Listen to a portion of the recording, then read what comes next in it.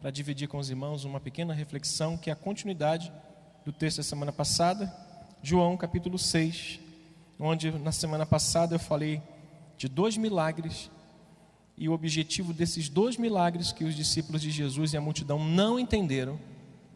E hoje eu quero dar prosseguimento no capítulo 6 de João, do Evangelho, aonde ele, em virtude do que ele percebeu que os discípulos não entenderam o milagre, o poder do milagre, o porquê do milagre, ele prega, ele discursa aqui, ele aproveita essa oportunidade para ensinar os seus discípulos e também a multidão que não entendeu absolutamente nada. Já é algo automático nosso, né? Quando a gente diz assim, se você conhece um casal que esteja precisando, que esteja passando uma luta, qual é o convite que você faz? O que você fala para ele? Vamos lá no culto, vamos lá na igreja. Vamos lá na igreja para a gente resolver o teu problema no casamento. Vamos lá na igreja para a gente resolver o teu problema de desemprego. Vamos lá na igreja para a gente resolver o seu problema. E as pessoas vêm, recebem o milagre, o casamento é restaurado, as portas são abertas, o imposto, o problema lá da justiça resolvido. Aí fala, rapaz, o negócio não é que dá certo? Não é que deu certo? Aí volta para o mundo até que haja um outro problema. Até que alguém o lembre novamente que a igreja é um lugar que resolve problema, que Jesus é o resolvedor dos seus problemas. Diga comigo, Jesus não é resolvedor dos meus problemas. Jesus é o salvador da minha vida. Leve lá, né? Traga para a igreja, é importante, mas que essas pessoas conheçam, que creiam que Ele é o Filho de Deus e, crendo, recebam a vida eterna. Esse é o sentido do Evangelho. Se não for isso, não pode ser outra coisa. Que Ele é o Filho e, crendo nisso, recebam a vida eterna. É o suficiente. Se eles crerem nisso, nós estamos felizes. Então, já é automático, a gente traz na igreja, mas traga para que eles possam olhar e ver em Cristo. Capítulo 6 do Evangelho, verso 29, somente. Pois é a ênfase principal do texto aqui, do discurso dele, está no versículo 29 do capítulo 6, depois a gente vai comentar alguns outros versículos. Diz assim, versículo 29, respondeu-lhes Jesus, o quê? A obra de Deus é esta, que creiais naquele que por ele foi enviado. Novamente, respondeu-lhes Jesus, a obra é esta, que creiais naquele que por ele foi enviado. Que Deus abençoe esta palavra em nosso coração nesta noite, em nome de Jesus. Amém. Ocupe o seu lugar, por favor.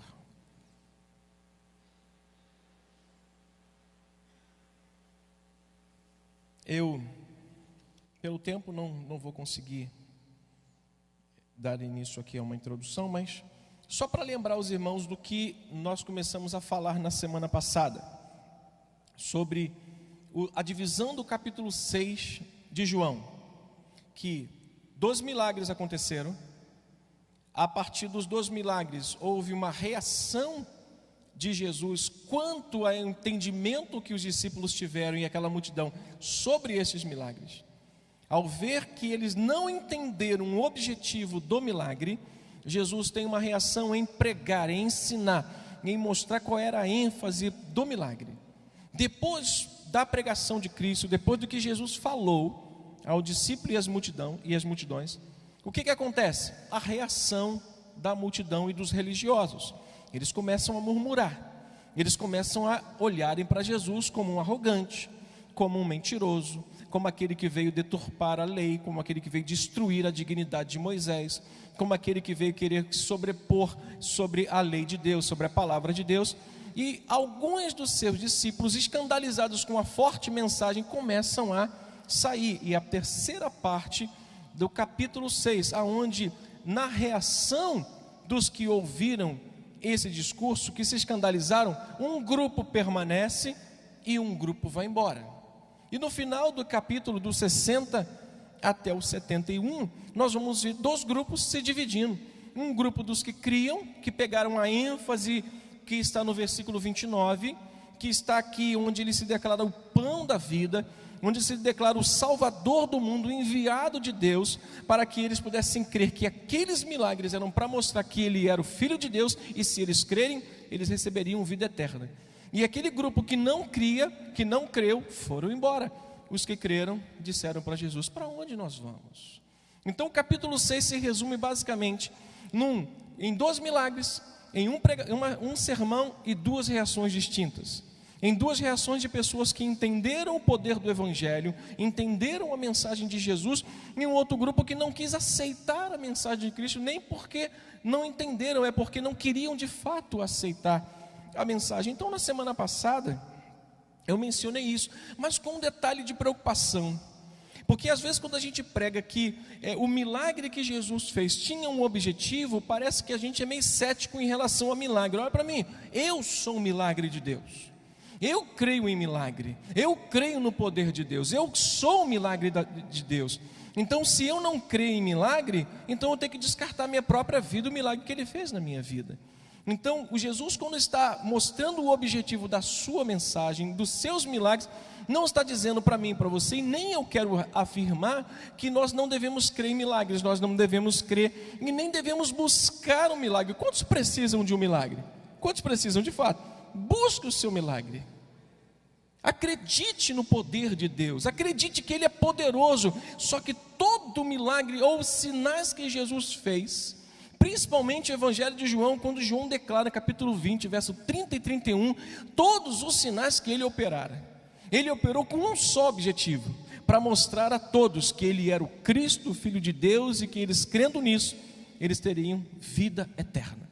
Creia que os teus milagres têm um objetivo na sua vida, para que você creia que Ele é o Senhor da tua vida, para que você creia que Ele é o Cristo da sua vida, não que você fique preso, não, hoje eu preciso de um milagre, é o meu milagre. Não, você precisa de Cristo, você precisa de Jesus, e você fazendo isso, você tem um milagre todos os dias na porta da sua casa. Ao abrir os seus olhos, você vê o milagre da vida se revelando a você. Então o objetivo de Jesus, ao interromper os 2 milagres para pregar, foi em virtude do que ele percebeu da multidão. Quando ele opera o primeiro milagre, o milagre da multiplicação dos pães e peixes, aqueles discípulos olham para ele e entendem o seguinte: ele verdadeiramente é o profeta que deveria vir, e começam a tentar arrebatá-lo para fazer o rei, para levá-lo para um lugar onde ele não tinha pretensão de chegar, aonde o povo queria justamente que ele fizesse. Então, ao ver a reação quanto ao primeiro milagre, ele permite que o segundo milagre aconteça na vida dele, com 2 ou 3 objetivos, que foi o que eu mostrei na semana passada, que foi para mostrar que a vida cristã, que a vida com Cristo, é uma vida feita de mudanças de cenários. Eu falei na semana passada. Então os discípulos olham assim: meu Deus, eu estava aqui em Betânia, os milagres acontecendo, tanta coisa acontecendo, e de uma hora para outra vem uma tempestade. Jesus desaparece, nos manda entrar num barco e nos manda embora, e no meio do caminho a gente é surpreendido com uma grande tempestade. O objetivo daquele milagre, primeiro, era para glorificar a Cristo, mas a multidão tinha um outro alvo: arrebatá-lo e constituí-lo como rei para julgar as suas causas, para vencer os opressores do povo. Mas Jesus não veio para isso. Jesus não veio para nos fazer aquela justiça contra o nosso inimigo, contra o nosso adversário nos tribunais, contra os nossos vizinhos que ficam gritando a noite toda, tocando pagode a noite toda. Ele não veio para isso, Ele veio para nos salvar. E a gente às vezes: Senhor, bota a tua mão, pesa a tua mão. Não vai pesar nada. O Senhor vai voltar, eu estou sofrendo demais. Vai voltar nada. Ele vai voltar porque Ele disse que vai voltar. Ele não vai voltar porque você está com raiva do teu vizinho, Ele não vai voltar porque você tem raiva da sua sogra. Ele vai voltar na hora que Ele tem que voltar, porque Ele disse que vai voltar, e ponto final. Então o nosso trabalho é crer nisso. O nosso dever como cristão é seguir os passos dele, crendo nisso. Ele então interrompe os seus milagres, a fim de mostrar aos seus discípulos e toda a multidão o modo certo, transmitindo alertas a eles: olha, cuidado. Mas antes, veja comigo o versículo 14 e 15 do capítulo 6. Olha o que diz o texto: vendo, pois, os homens, o quê? O sinal. O sinal que Jesus fizera, disseram o quê? Olha a conclusão, olha a visão que eles tiveram do milagre. Olha a visão, a ideia que eles tiveram do milagre. Este que diz é verdadeiramente o profeta que deveria vir ao mundo. Verso 15: sabendo, pois, Jesus, que estavam para vir, com o intuito de arrebatá-lo para o proclamá-lo em rei, retirou-se novamente sozinho. Jesus tinha que corrigir essa situação. Jesus tinha que corrigir, porque a ideia do milagre dos 5 mil, da multiplicação dos pães e peixes, não era essa. Então, a fim de corrigir seus discípulos e a multidão, Jesus faz um discurso e apresenta 2, 3 ou até 4, se eu puder falar, alertas para o povo. O primeiro alerta está no versículo 22 do mesmo capítulo. Olha o primeiro alerta que Jesus faz. Ele alerta quanto ao perigo da notoriedade. Sabe o que é isso? O perigo da fama. Olha para mim. O perigo da pessoa querer ser renomada. Ele fala assim: cuidado com o perigo da notoriedade, da fama, do renome, da popularidade. Leia o versículo 22 com muita atenção, para você ver o alerta que Jesus fez quanto à visão que eles tinham deturpada do milagre que Jesus acabara de fazer. No dia seguinte, depois daquela situação da tempestade, a multidão ficara do outro lado do mar, notou que ali não havia senão um pequeno barco, e que Jesus não embarcara nele com os seus discípulos, tendo eles partido a sós. Meus irmãos amados, talvez o único pensamento que tenha ocupado o coração daquela multidão tenha sido esse: por que alguém se esconde quando todos desejam ficar perto dele? Jesus alerta a mim e a você, e alertou os seus discípulos quanto ao perigo de nós pensarmos que popularidade é sinônimo de bênção de Deus, que fama significa que o poder de Deus está sobre uma pessoa ou sobre outra pessoa. A notoriedade, o renome, a fama é um perigo para o crente. Então ele mostra, e as pessoas talvez o único pensamento: vem cá, como uma pessoa que fez o que fez, que operou o que operou, que fez tantas maravilhas, que a gente deseja ficar perto dela, quer ficar sozinha, quer ficar longe de todos, quer se afastar? Se Jesus pensasse como os líderes daquela época, e pensasse como os líderes da nossa época, a popularidade com a multidão teria sido a prova da sua capacidade de realizar coisas muito grandes. Ele podia, ele realizou, mas a ideia deles, dos religiosos, era que a capacidade de realizar coisas grandes era o sinônimo das bênçãos de Deus. Jesus era Deus. Então Jesus quis tirar isso da mente dos seus discípulos. Irmãos, às vezes nós somos ocupamos o nosso coração com numerolatria, como disse Hernando Dias Lopes, muito interessante. A gente acha às vezes que 50 num culto que só cabe 30 é sinal da nossa capacidade e do nosso poder de persuasão sobre as pessoas. Jesus disse: cuidado com isso. Ele quis mostrar aqui se escondendo, ele quis mostrar daqui saindo para ficar sozinho no monte para orar. Ele quis mostrar para todo mundo que isso é um perigo que nós corremos, da notoriedade. Ele mostra isso aqui no versículo 22 e no versículos 14 e 15. Quando ele percebe que a multidão vinha com o intuito de querer arrebatá-lo para transformá-lo em rei, ele pega o povo, deixa sozinho, sobe para o monte e fica sozinho. E foi justamente essa a intenção de Satanás quando eu ministrei domingo à noite, querendo mostrar para Jesus o seguinte: olha, eu vou te dar 3 alternativas. A primeira alternativa é que você pode ser aquele teólogo humanista, aquele pregador humanista, mas você pode ser aquele pregador triunfalista. Tu vai encher a tua igreja, mas tu pode ser também um teólogo oportunista. O pastor oportunista é aquele que dá oportunidade para todo mundo de querer crescer, e entendendo o seguinte: não precisa ter valores e princípios na sua vida, o importante é crescer. Se vocês se prostrarem adorando ao Senhor, Satanás, Senhor com letra minúscula. Meus irmãos, Jesus não permitiu que a sua popularidade fosse interpretada como prova do seu sucesso, nem da fidelidade do povo para com ele.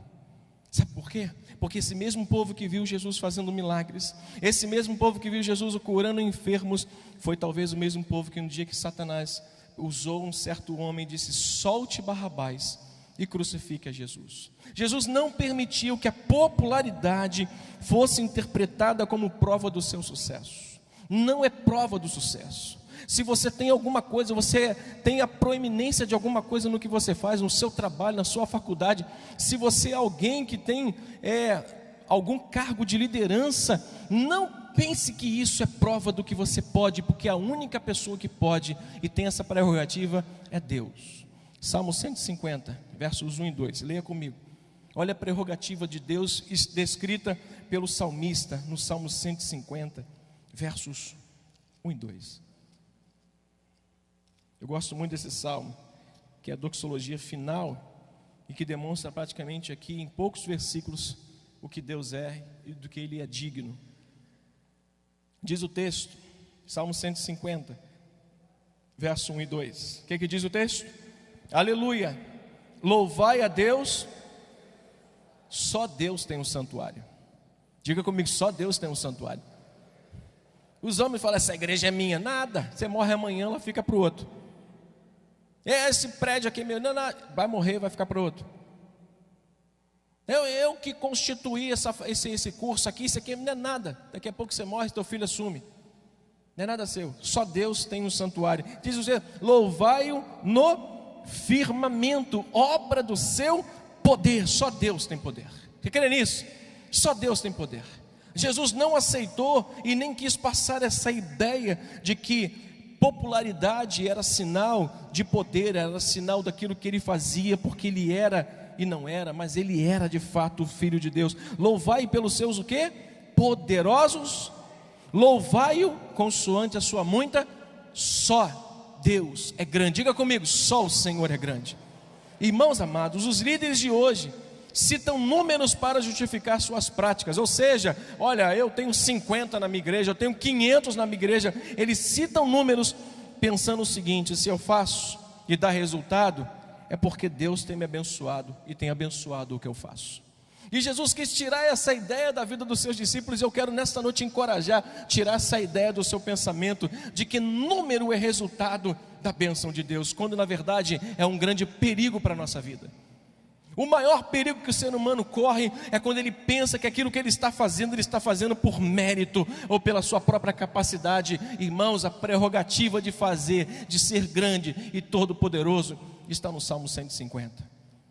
Louvai-o do seu grandioso poder, louvai-o no seu santuário, no firmamento, obra do seu poder, louvai pelos seus poderosos feitos e louvai consoante a sua muita grandeza. Só Deus tem o poder, só Ele é quem faz. E Jesus quis deixar isso muito claro para os seus discípulos, porque eles entendiam o milagre de uma forma, só que Ele quis mostrar de outra, irmãos. A capacidade de realizar coisas grandes é uma prerrogativa de Deus.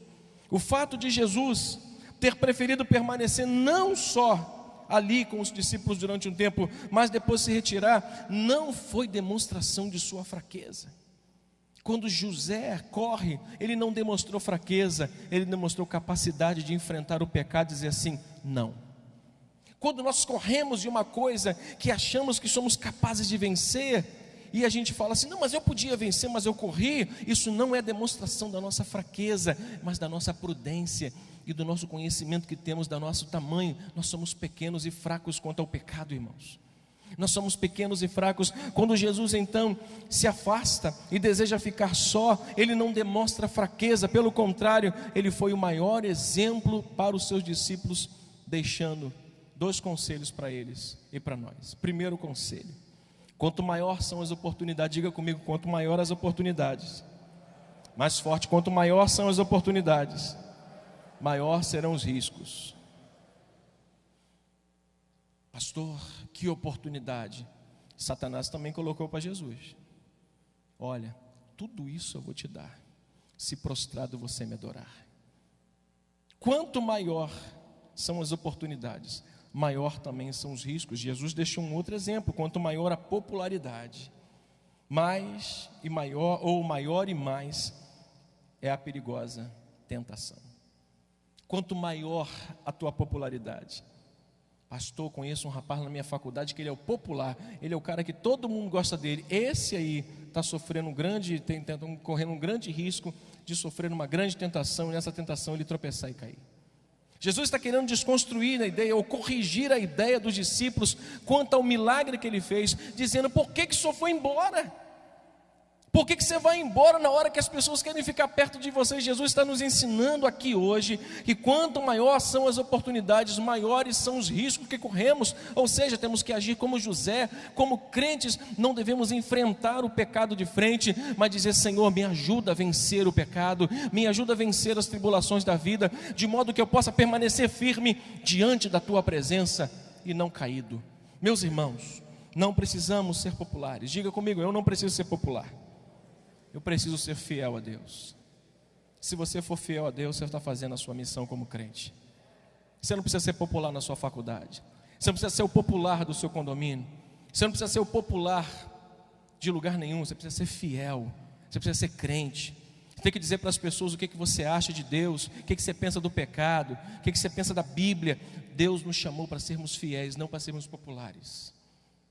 Quando Satanás propõe a Jesus percebe que aquilo tinha que ser uma decisão imediata. Ele não espera. A terceira tentação foi a mais perigosa, onde Satanás disse: se tu prostrado me adorares, eu vou te dar tudo isso. Ele não espera, ele: retira-te, sai do meu caminho, porque tu não cogita das coisas dos céus, mas do mundo. Foi assim também que ele falou com Pedro, irmãos. Nossa vida precisa desse cuidado. Segunda coisa que Jesus quis corrigir na vida deles, que eu queria passar para os irmãos, está no versículo 31, 23 ao 31, que nós vamos ler agora. Verso 23 até o verso 31, nós vamos ler só 3 versículos, 23 até o 25 ou 26. Diz assim um texto: entretanto, outros barquinhos chegaram a Tiberíades, perto do lugar aonde comeram pão, e tendo o Senhor dado graças. Quando, pois, viu a multidão, o que diz o texto, irmãos? Que Jesus não estava ali, nem os seus discípulos. Tomaram os barcos. Olha o esforço que eles empreenderam para chegar aonde Jesus estava. Eles tomaram os barcos e partiram para Cafarnaum à sua procura. Versículo 25 e 26, leia comigo. E tendo-o encontrado no outro lado do mar, lhes perguntaram o quê? Mestre, quando chegaste aqui? Respondeu-lhe Jesus: o quê? Em verdade eu vou dizer para vocês uma coisa, não fique chateado, meus filhos. O que ele respondeu? Vocês estão aqui não porque entenderam o milagre que eu fiz, a ênfase do milagre, mas porque vocês estão atrás de comida, meu filho. Vocês estão atrás de pão, vocês estão atrás de bênção. Vão lá na igreja. Pastor Luiz Carlos é uma benção. Pastor Arlindo é uma benção. Bispo é uma benção de Deus. Vamos lá que ele vai mudar a tua vida. A gente não muda a vida de ninguém. A gente está lutando para ser crente todo dia. Minha mulher falou isso no carro hoje. Ela: todo dia eu luto para ser crente. Todo dia eu sou crente mais um pouco. Concorda com ela? Eu concordei. Todo dia a gente é crente mais um pouco, irmão. Hoje eu fui mais crente que ontem. Pode ser que amanhã não seja tanto, mas vou fazer um esforço sobre-humano para ser mais crente amanhã. Mas a grande verdade é que às vezes a gente coloca a expectativa na coisa errada. E Jesus quis fazer o quê? Corrigir a ideia de que eles estavam correndo perigo com a notoriedade, com a popularidade, pensando que se ele estivesse ali, ele seria ovacionado. Ele: corram disso, porque isso não é o alvo do reino de Deus. O evangelho não é isso, não é para isso e não serve para nada. Esse princípio, essa ideia. E ele está dizendo em outras palavras aqui, que o alerta era o perigo de buscá-los por motivações erradas. Há pessoas que estão na igreja por motivações erradas. Eu estou aqui só para salvar o meu casamento. Tá, e se o casamento não for salvo? Eu estou aqui só para Jesus abrir uma porta de emprego para mim. Eu estou aqui só para Jesus me dar uma casa de praia. E se você não tiver nenhuma casa própria aqui em Nova Iguaçu, você vai sair da igreja? Jesus quer corrigir o fato de que eles estavam buscando a eles, não porque ele era Filho de Deus, o Cristo. Eles estavam buscando pelo pão. porque eles olharam para a multiplicação e não mediram esforços. Olhe para mim, há pessoas que não medem esforços para ver os seus astros religiosos. Camboriú é a cidade dos astros, uma vez por ano.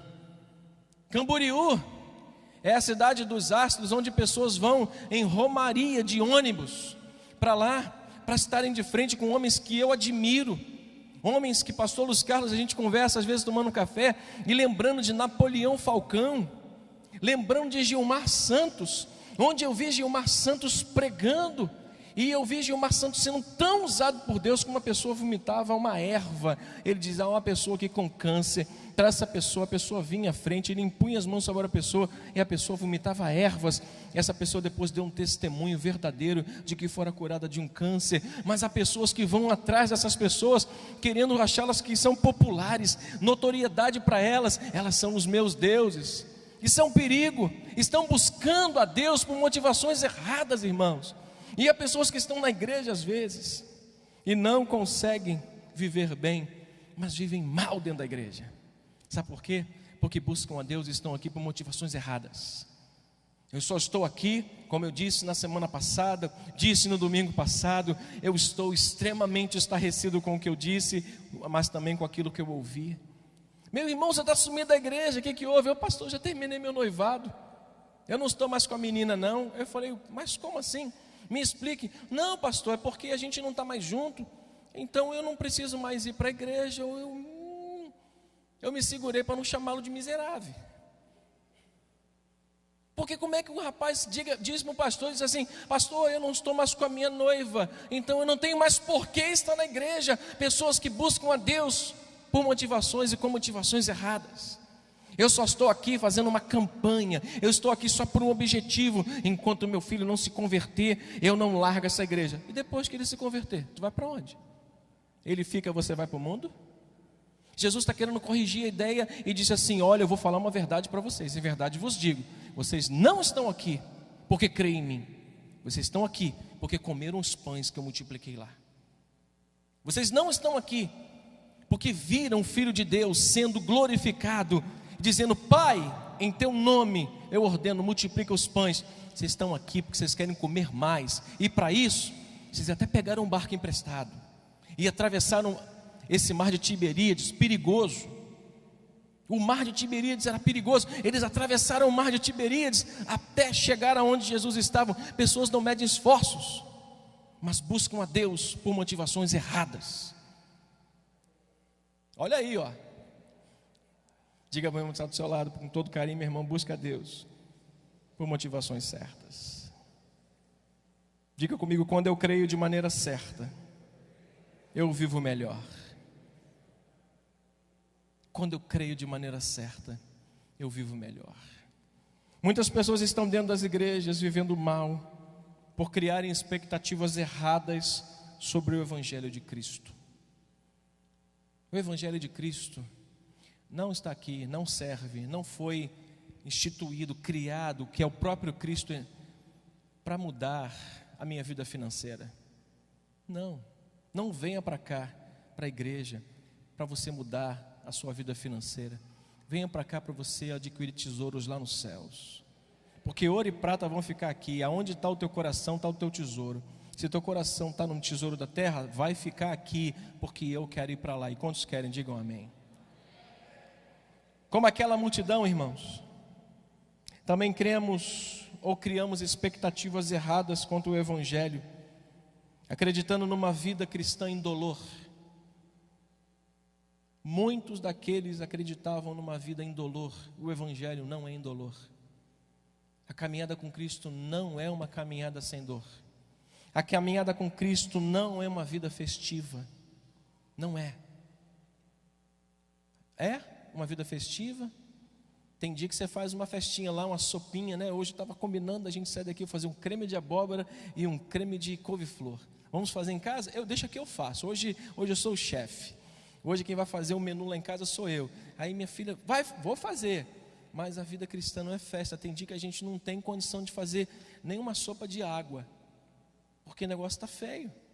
Mas a vida cristã não é festiva, a vida cristã não é indolor, e às vezes as pessoas criam expectativas erradas e vivem uma vida cristã mal, uma vida cristã aquém daquilo que Deus projetou para a sua vida, que está no Evangelho de Cristo. Abra comigo em Marcos, capítulo 8, por favor. Olha o sentido da vida cristã passada por Jesus aos seus discípulos. Capítulo 8, eu já vou me dirigir para o final. Capítulo 8, a partir do versículo 31.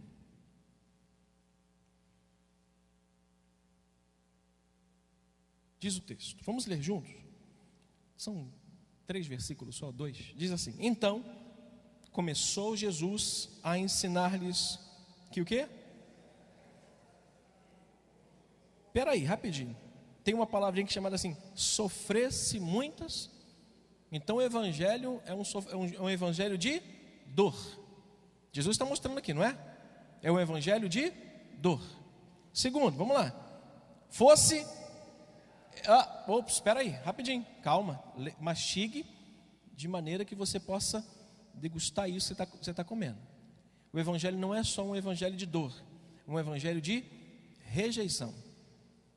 Você não é e nunca será o popular da sua família porque você crê em Cristo.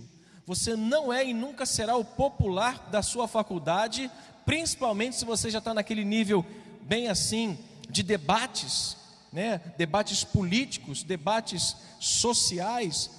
O que você pensa sobre a homofobia? O que você pensa sobre a política brasileira? Aí quando você se opõe às ideias dele, você é o rejeitado.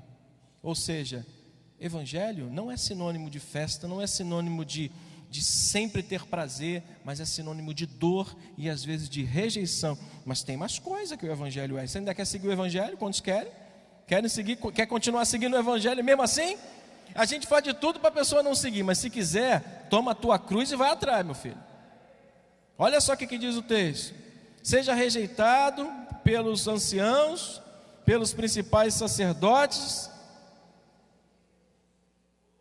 Tem uma palavrinha aqui meio que ninguém gosta, né? Fosse morto.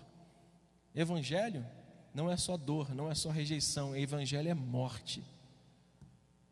Evangelho também é morte.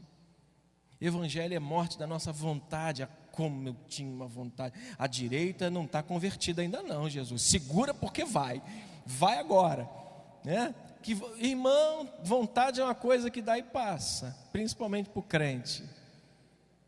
Evangelho não é sinônimo de festa, evangelho não é sinônimo de popularidade, mas de dor, de rejeição, de morte.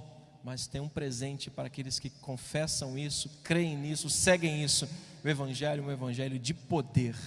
Olha o que diz o resto do verso: fosse morto e que depois, leia forte comigo, e depois de 3 dias ressuscitasse. É dor, é rejeição, é morte, mas é vida, é poder de ressurreição. Paulo lá na Ásia, capítulo 1, versos 8 e 9 de 2 aos Coríntios, Paulo chegou a sentir angústias, porque ele viu a morte de perto. Ele viu a morte de perto. A Bíblia diz que ele sentiu medo de morrer. Mas sabe o que reanimou Paulo? O poder da ressurreição. Quando eu creio no poder da ressurreição, a dor, a rejeição e a morte não significa nada para mim. Portanto, irmãos, Jesus estava querendo corrigir justamente a motivação errada deles estarem buscando. Eu quero te dar um conselho: ajuste as suas expectativas quanto ao evangelho. Se pessoas estão aqui, não, pastor, porque eu estou aqui tentando namorar com uma menina e você está aqui para isso, não é o meu lugar, porque o evangelho não te propõe isso. Pastor, estou aqui até que a porta se abra. E se ela não se abrir? Talvez as coisas demorem mais para algumas pessoas por causa das motivações erradas, irmãos. Deus às vezes tarda porque sabe que se der, vai embora. É aquela caixinha que a gente tem em casa, que a gente abre, tira a fé e vem para a igreja. Ah, Jesus amado, salva o meu marido, deixa ele largar a cachaça, só uma semana, o cara fica puro uma semana, sóbrio, não está mais acompanhado uma semana. Aí depois de uma semana ela volta para casa, não vou para a igreja hoje não, que ele está bem, já está melhor. Aí fecha a gaveta, guarda a fé. Aí o desemprego chega, ela vai, abre a gaveta, tira a fé, procura a igreja. Ah, meu Jesus amado, abre a portinha para o meu marido. Aí Jesus abre, ela pega a fé e guarda de novo e fecha a gaveta. Tem que morrer, miserável. Nossas motivações às vezes atardam um pouco aquilo que nós deveríamos receber bem antes. Deixa eu finalizar rapidinho com os irmãos. No domingo passado eu falei sobre o evangelho triunfalista, que Satanás propôs a Jesus a pregar, que tem um conceito que diz que um crente em Cristo deve sempre ser vitorioso, jamais experimentar fracassos ou fraquezas físicas ou espirituais na sua vida. Onde algumas pessoas têm adotado esse evangelho triunfalista e têm tornado-se pessoas que são tardas em crer, são descontroladas, são carnais, apoiam-se nesse evangelho e não conseguem firmar os seus pés em Cristo. Esse é o grande perigo de nós nos apoiarmos com a motivação errada num evangelho que às vezes leva a gente a viver uma vida muito fraca e muito rasteira na presença de Deus. Eu quero finalizar com o texto de Romanos 8, capítulo 8, verso 18 ao 23. Quero pedir aos irmãos, por gentileza, da música, só para a gente fazer uma última canção para a gente orar. Semana que vem eu quero falar dos dois grupos, o que foi e o que ficou.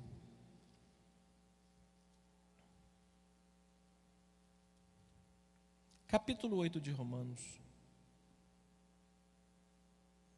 onde Paulo nos mostra aqui que o evangelho de Cristo não serve para quem deseja viver uma vida melhor e mais feliz. Já viu? Aquela pessoa fala assim: gente, depois que eu fui para a igreja, eu sou tão feliz. Porque talvez ela não tenha lido o capítulo 8, verso 31 ainda de Marcos. Porque quer viver uma vida tão boa, tão feliz. Eu conheci uma mulher, Denise vai lembrar dela. Conheci uma senhora, né? E dizia: minha irmã, vamos servir a Deus. Vamos aí servir o Senhor, vamos evangelizar com a gente, aí vamos ajudar a evangelizar. Eu não, pastor. Irmã, tá bom. Não quero me envolver não. Irmã, só tenho porque tenho. E depois que a gente começa a se envolver com Deus, o diabo se levanta contra a nossa vida. Eu quero brigar com o diabo, nada? Quando ela falou isso, eu me segurei.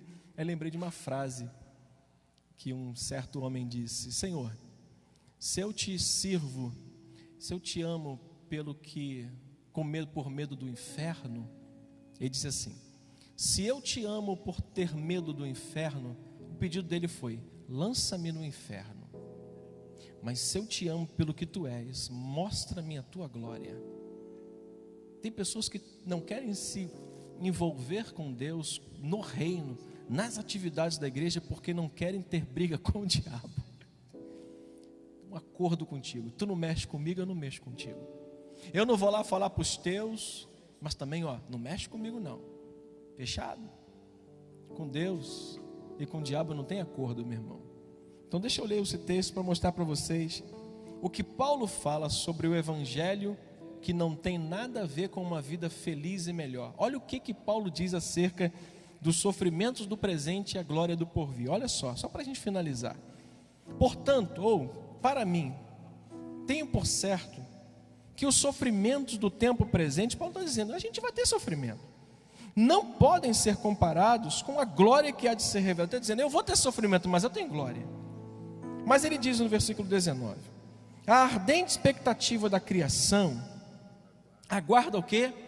A revelação dos filhos de Deus. Pois a criação está sujeita à vaidade, não voluntariamente, mas por causa de quem? Mas por causa daquele que a sujeitou, na esperança de que a própria criação será redimida do cativeiro da corrupção. Para o quê? Para a liberdade da glória dos filhos de Deus.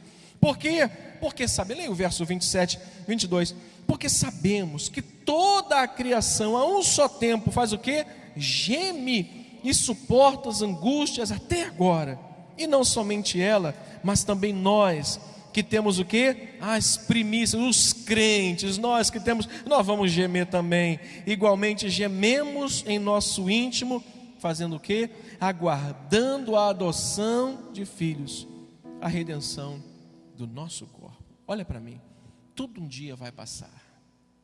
Mas não pense que o evangelho é um evangelho sem dor, sem umas certas lutas, mas um evangelho de glória, um evangelho de triunfo, um evangelho de festa, um evangelho para viver melhor. Se deu certo é porque é de Deus, se não deu certo eu vou embora. Não, Jesus está querendo corrigir os seus discípulos. E depois desse sermão, depois dessa mensagem, muitos disseram assim: para onde nós vamos? Se só tu tens a palavra de vida eterna. E muitos pegaram e falaram assim: estou fora, não quero esse evangelho para mim. Infelizmente, muitos abandonaram, mas os que disseram: para onde iremos? Eu creio que está aqui nessa noite. Estamos aqui, para onde nós iremos? Se só Jesus tem a palavra de vida eterna. Que Deus te ajude a viver um evangelho aonde Ele apareça e nós desaparecemos, onde nós possamos viver um evangelho com expectativas corretas. Eu escrevi aqui no finalzinho dizendo: a obra que Ele requer de cada um de nós é que realmente importa e que realmente é importante é que creiamos nele, mas nada. Creia no Senhor, creia, vai tudo dar certo, mas se não der, continua crendo. Vai chegar, se não chegar na hora, continua crendo, porque vai chegar, porque Ele é Senhor. Vamos mudar de posição.